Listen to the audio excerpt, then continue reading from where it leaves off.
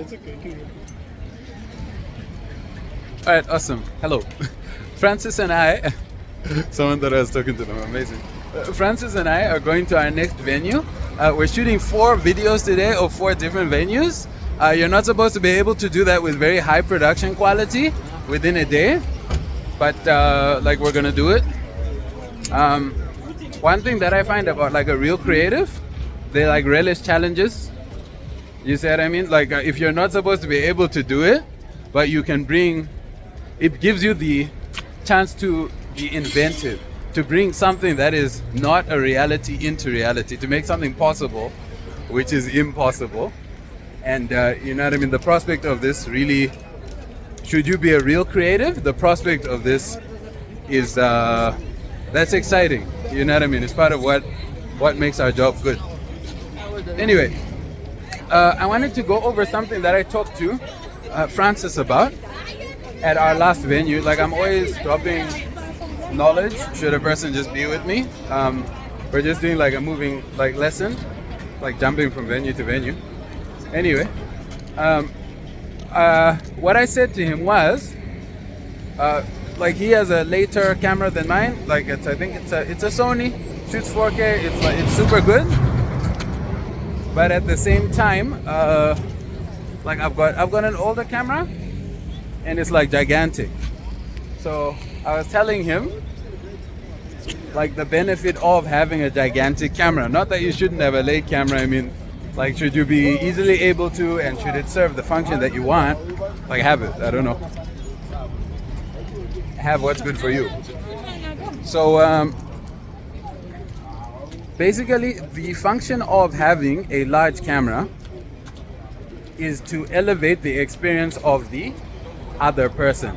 Meaning, your client seeing you with this big camera and whatever it is will feel that, oh my God, you know, this is such a huge camera. Probably I'm getting a high-end photo out of this. Whether or not that camera is necessarily high-end than other ones. What you're doing is you're creating. Sorry, I'm gonna switch hands. I need to work on my hand fitness. I suppose this is it though. So what you're doing is you're priming the person and you're like conditioning them for the photo shoot. When they see you and your appearance, if you look clean, you look professional, you have already, like, you've done part of the priming. If you take out this gigantic camera, you've done part of the priming. If you have a banner, you've done part of the priming. If you have like brochures, flyers, you've done part of the priming. I don't like cards, mainly because it eliminates the ability of you sometimes to get the person's number into your phone for things like WhatsApp. Like a very big part of like my marketing scheme is I have people take my number and send me a message. I send them their photos on WhatsApp, should I have taken photos of them, but then there's already an established link. I save their contact and now they can look at my status every day and they'll remember that I'm there. I get 100,000 views each month, or I can, on WhatsApp, depending on how much I post now because of that habit. So I don't really like business cards, although they can be useful. But then you need to know like when to use them. Like let's say you really don't know, like you're just handing them out to a bunch of people where it's a bit impractical to just have them all take your number, then it works. But yeah, the essence of the lesson that I was giving before was that size matters, you know. Should you, oh wow, where's Francis? Where's Francis, guys? Size matters.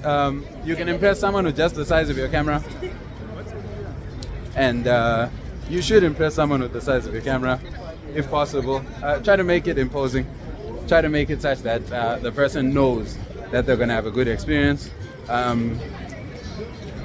It just like it says in the movie Megamind. There's a children's movie. It's a 3D cartoon. It's called Megamind. He says the difference between a villain and a supervillain is presentation. in the same way, the difference between a photographer and a super photographer is presentation.